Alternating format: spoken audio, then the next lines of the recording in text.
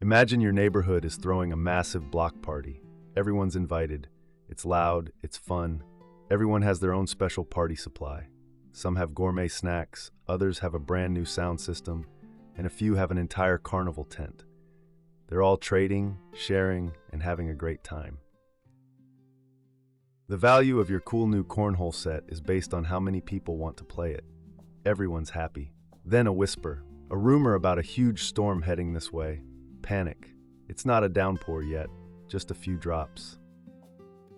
But everyone starts looking at the sky. A few people run to get their things inside. The party doesn't end, but it starts to feel different. A stock market crash is like that. It's not a single event. It's a chain reaction. It's not a number dropping. It's a collective rush. It's driven by fear, and it can happen in a flash. At its core, the stock market is just a massive block party for companies. The party supplies are stocks, small slices of a company. When you buy a stock, you're buying a tiny piece of the company itself. The value of your stock isn't fixed. It's based on how much people want it. If a company is doing well, more people want to buy its stock and the price goes up. If it's doing poorly, demand falls and the price drops.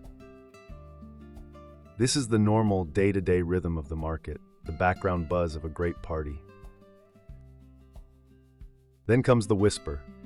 This is a significant negative event, a major political crisis, a global pandemic, a sudden economic downturn, or even a scandal involving a big company. It's the first sign of rain at the block party. It makes people nervous. It makes them start to wonder if they should be packing up their stuff. This initial nervousness is not a crash. Not yet. It's the first few people deciding to sell their stocks. They're the first ones to pack up their party supplies and head inside. As a few people start selling, the supply of available stocks increases. If you have more party snacks on a table than people who want to eat them, the price for a bag of chips goes down. Same with stocks. As selling pressure builds, prices start to dip. This is where the herd mentality kicks in. Other investors seeing prices fall get nervous. They think, oh no, I don't want to be the last one left with a hot dog stand that nobody wants. Fear is contagious. It spreads faster than any rumor. People don't want to lose money, and the pain of a loss is often felt more acutely than the joy of an equal gain. This is a concept in behavioral economics known as loss aversion. So to stop the bleeding, they start selling too. They're the rest of the partygoers, suddenly all rushing to get their things inside. Everyone is selling at the same time. There are no buyers, or at least very few. This rapid, widespread, and panicky selling is what causes the price to plummet. This is the stock market crash.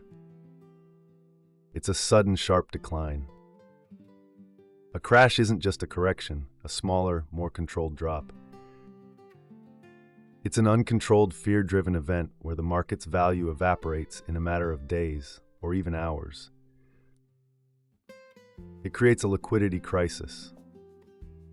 The market runs out of people willing to buy at a reasonable price, and everyone who wants to sell is forced to accept lower and lower offers. The party supplies that were worth a fortune just an hour ago are now practically worthless. The panic isn't contained to one area. Just like a rumor about the snack table can make people worried about the drink station, a crash in one sector, like technology, can cause a ripple effect of fear that spreads to others, like finance or retail, causing a wider market collapse. After the initial panic, the grown-ups step in. The party hosts, the chaperones, the ones who know how to handle a crisis.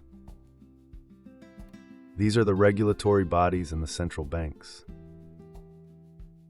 They have tools to stop the bleeding and prevent the entire party from collapsing. One of their most important tools is a circuit breaker. Think of a circuit breaker as the party host yelling, "Everybody, hold on, stop, take a deep breath." Circuit breakers are automated systems that temporarily halt trading on an exchange when prices fall too quickly. They are designed to give investors a chance to pause, think rationally, and calm down, rather than making impulsive, fear-driven decisions. They act as a timeout to stop the panic selling and re-establish some order. The government and the central bank, like the Federal Reserve in the US, also play a crucial role.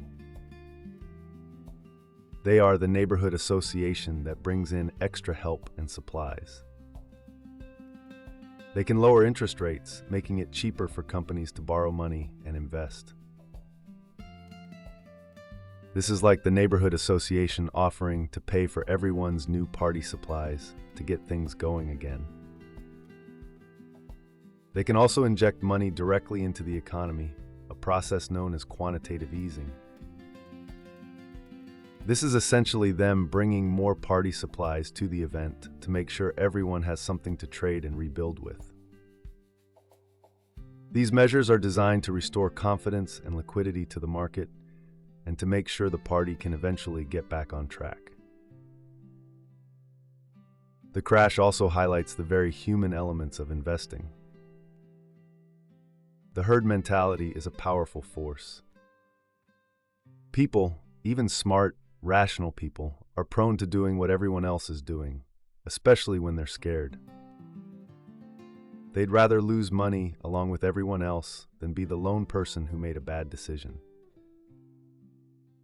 This, combined with loss aversion, creates a spiral of selling that is incredibly difficult to stop once it begins. And of course, there's the media, the neighborhood news. They report every drop, every panicked sell-off, every grim prediction. This coverage, while often informative, can also amplify the fear and make a bad situation worse. It's like the news channel broadcasting a live feed of everyone packing up their belongings and rushing for cover, which only makes the other partygoers run faster. But a crash isn't the end of the world. It's an event. It's a painful one, to be sure, but it's an event that the market has experienced before and will experience again. Eventually, prices hit their low point. The party supplies that were once considered worthless are now incredibly cheap. Savvy investors, who aren't driven by the same herd mentality, start to see opportunity. They realize that some of these companies are still fundamentally sound, even if their stock price has been hammered. They start to buy, seeing the potential for a rebound. This slow, deliberate buying is the start of the recovery. It's not an overnight fix. It's the long, slow process of cleaning up the mess and starting to rebuild. New businesses emerge, old ones are reevaluated, and confidence slowly returns. The market finds its footing again, and the value of stocks begins to climb. The party might be over for now, but the neighborhood is still there, and a new one is always just around the corner. A stock market crash is a frantic party in reverse. It's not a market suddenly disappearing. It's everyone rushing to get their things, driven by fear. But the neighborhood is still there. The people learn, they rebuild. The value of good companies, the quality of the party supplies, eventually shines through again. It takes time, but the market always, eventually gets back to a new party. Don't panic. Want to understand more about how the financial world works? Hit that like button, subscribe, and ring the bell so Rico Explains can show you what's really happening out there.